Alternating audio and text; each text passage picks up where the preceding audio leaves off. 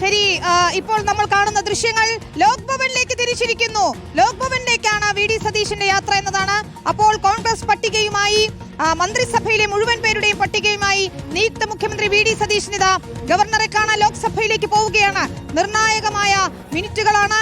VD. Satheesan ലോക് ഭവനിലേക്ക് എത്തുന്നു. സത്യപ്രതിജ്ഞയ്ക്ക് ഒരുക്കങ്ങളൊക്കെയും പൂർണ്ണമായിരിക്കുന്നു. ലോക് ഭവനിലേക്കുള്ള യാത്രയുടെ ദൃശ്യങ്ങളാണ് കാണുന്നത്. ആ പട്ടിക കൈമാറാൻ പോകുന്നു ഗവർണർക്ക്. അന്തിമ പട്ടിക തിരുത്തലുകൾക്കും ചർച്ചകൾക്കും കടുംപിടുത്തത്തിനും ഒക്കെ ഒടുവിലിതാ അന്തിമ പട്ടിക രൂപം കൊണ്ടിരിക്കുന്നു. വി.ഡി. ക്യാബിനറ്റ് ഇതാ തയ്യാറായിരിക്കുന്നു. ആ ലിസ്റ്റുമായാണ് വി.ഡി. സതീശൻ നിയുക്ത മുഖ്യമന്ത്രി ലോക് ഭവനിലേക്ക് പോയിക്കൊണ്ടിരിക്കുന്നത്.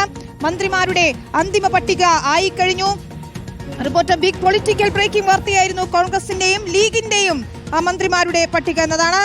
സുനിഷ അയ്യലൂരും റോഷിപാലും ഒപ്പം ടി.വി. പ്രസാദും ഹരിമോഹനും വി.എസ്. രഞ്ജിത്തും എല്ലാവരും ചേരുന്നുണ്ട്.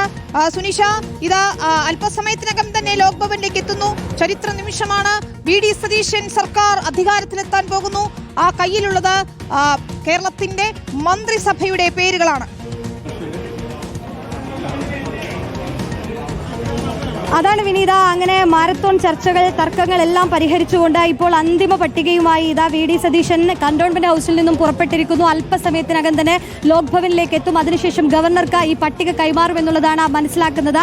അതായത് ഈ ഹൈക്കമാൻഡ് അംഗീകരിച്ച ഈ പട്ടികയുമായി വി.ഡി. സതീശൻ പുറപ്പെട്ടു കഴിഞ്ഞു എന്നുള്ളത് തന്നെയാണ്. രാജ്ഭവനിൽ വിളിച്ച 5:30-ക്കുള്ളിൽ തന്നെ ഈ പട്ടിക കൈമാറുമെന്നുള്ളതായിരുന്നു കന്റോൺമെന്റ് ഹൗസിൽ നിന്നും അറിയിച്ചിരുന്ന വിവരം. അതിന്റെ അടിസ്ഥാനത്തിൽ ഏതായാലും പട്ടികയുമായി വി.ഡി. സതീശൻ മുഖ്യമന്ത്രി അവിടേക്ക് എത്തിയിട്ടുണ്ട്.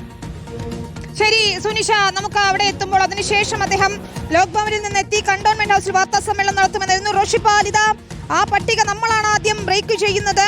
അരമണിക്കൂർ മുമ്പേ റിപ്പോർട്ടർ ബ്രേക്ക് ചെയ്തിട്ടുണ്ട്. വി.ഡി. സതീശന്റെ കയ്യിലുള്ള ആ പട്ടിക 4:32 തന്നെ റിപ്പോർട്ടർ TV റോഷിപാൽ മന്ത്രിസഭയിലേക്ക് ആരൊക്കെ, കോൺഗ്രസ് പട്ടിക എന്തായി എന്നുള്ള കൃത്യമായ വിവരം എത്തിച്ചിട്ടുണ്ട്. അപ്പോൾ അവസാന മിനിറ്റുകളിലെ കൂട്ടലും കിഴിക്കലും അതുപോലെയുള്ള സമ്മർദ്ദങ്ങളും എല്ലാം ചേർത്ത് വെച്ചുകൊണ്ട് അതിനൊക്കെ ഒടുവിൽ ഒരു പട്ടികയ്ക്ക് അന്തിമ രൂപം നൽകിയിരിക്കുന്നു അല്ലേ റോഷിപാൽ?